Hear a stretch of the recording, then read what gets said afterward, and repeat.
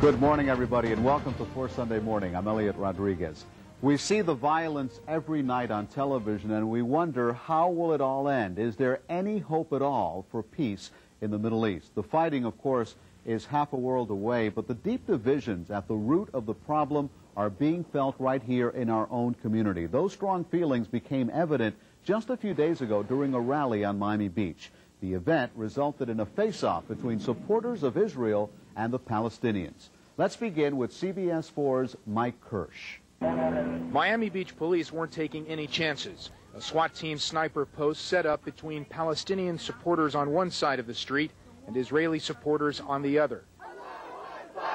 Hundreds of angry people, where tempers on both sides quickly erupted into insults and some arrests.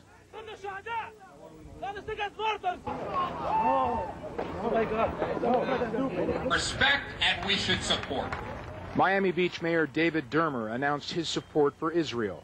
And as Americans, we should understand and be fully supportive and fully back Israel in its defense of its nation and its people, and in defending us as well.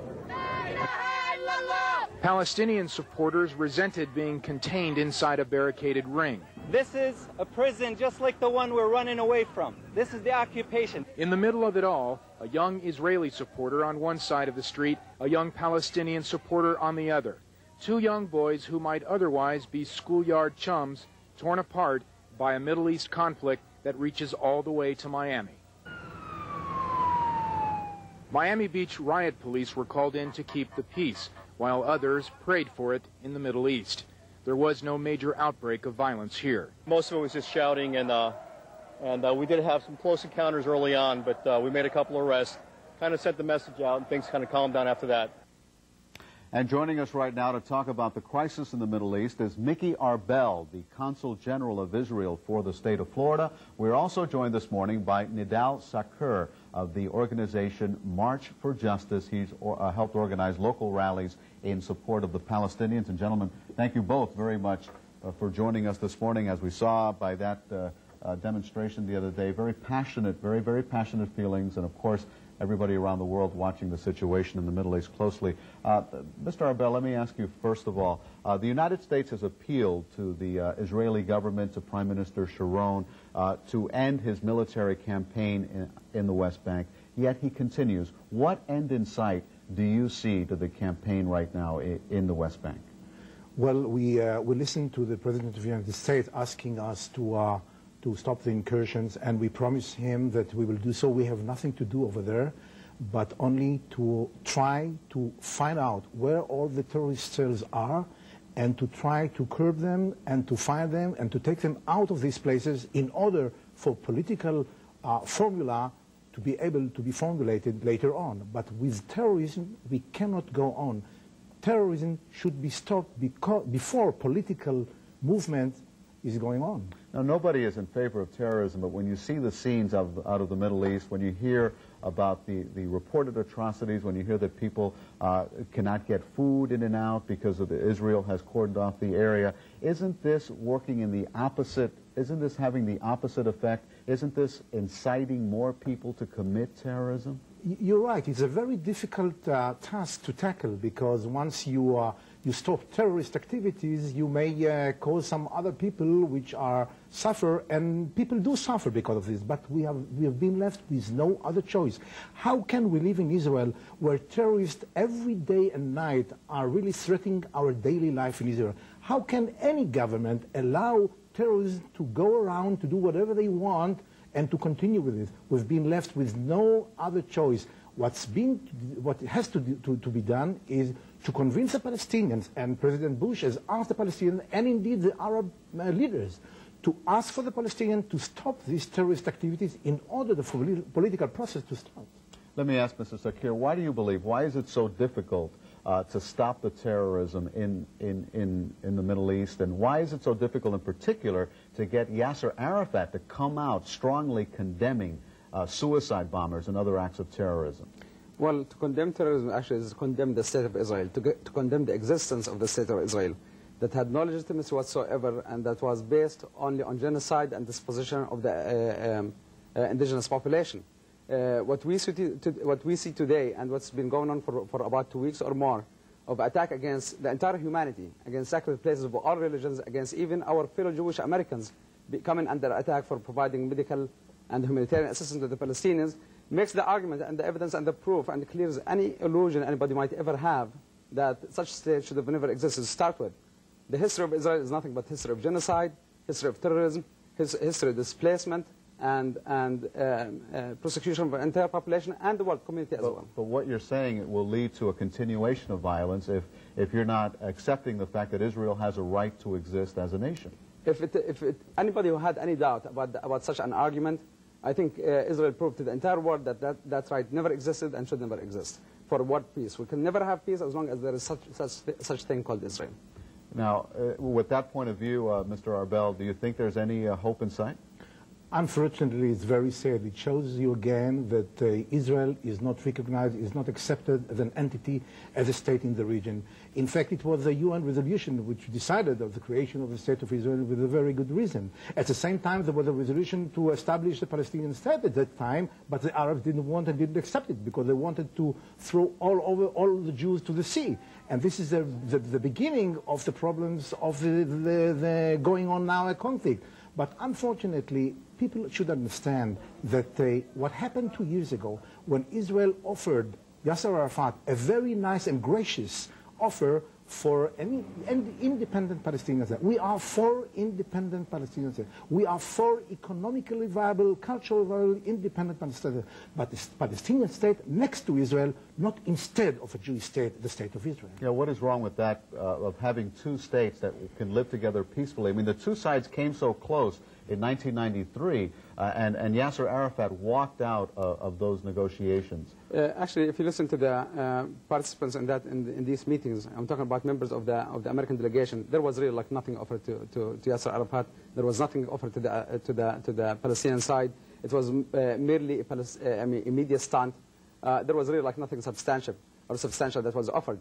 Talking about the gentleman, what the gentleman was referring to about UN, how many resolutions have been made against Israel and recommending or asking Israel to stop its aggression and to withdraw and so on and so forth, and have been totally disregarded? How many UN resolutions has Israel ever abided by anyway? So we have like what, almost 400 resolutions against Israel. None of them has been observed But aren't those all based on the fundamental principle of allowing Israel the right to exist as a nation and then move on from there? Well, the argument is very simple. If Israel does not recognize all of these resolutions, does not abide by them, then that resolution that created the state of Israel should not be abided by neither. Let me ask Mr. Arbel about the conflict here between two central figures here, one being Prime Minister Sharon and the other one Yasser Arafat. It's been said over and over again that this is a personal war between two aging combatants. Do you see it that way? No, I don't think so. I don't think so. Well, the two figures are now leading the two entities, well, one the State of Israel and one the Palestinian authorities, and we recognize and we see Arafat, unfortunately, as a terrorist, as a perpetrator and planner, and we found some documents relate him directly to instructing terrorists against civilians in Israel. But at the same time, he is the Palestinian leader. He was elected by the Palestinians, so we have to talk to him, whatever the case is. And right now, it so happens that Sharon is a prime minister, so he is the one who is leading the country. But it's nothing personal. It's nothing to do with the persons here. There are some differences between the Palestinians and the Israelis. But this difference has to be solved near the negotiating table. We cannot allow the terrorists dictate our political future. We cannot reward terrorism. It's hard for me, at least, personally, to understand the tactic, though, of isolating Yasser Arafat, of trying to get Yasser Arafat out of the picture when he is the accepted leader of the Palestinians. What would happen if Yasser Arafat were out of the picture? Wouldn't that make matters worse instead of better? Maybe yes, maybe no. But right now, when he was free, when he actually conducted terrorism against the civilians in Israel. He was actually instructing the terrorists what to do and how to do, finance them, and did everything in order to inflict more casualties amongst Israeli civilians. So we couldn't allow this to happen. Let me ask Mr. Sarkar, is there another leader out there looming besides Yasser Arafat? Well, before we get to that point, let's just to comment on the comments of my colleague here. before this latest episode of the Palestinian Holocaust by the Israelis, let's talk about the number of casualties, and let's really redefine terrorism and examine it like more closely. We had more than 1,800 killed on the Palestinian side. We had less than 400 killed on the Israeli side. However, if you really take just the number of kids, less than the age of 15 on the Palestinian side, they even outnumber the entire Israeli casualties, most of them who are actually military personnel. So, I mean, what's the argument about terrorism that we're talking about here, and to try to hold anybody responsible for it? Yasser Arafat was chosen through Palestinian institutions. He was recognized by the United States as a leader on the Palestinian side. The treatment of Israel to Yasser Arafat right now, it shows that really like no agreement and no arrangement and no peace initiative through the U.S. or Israel can really take effect or hold the grounds.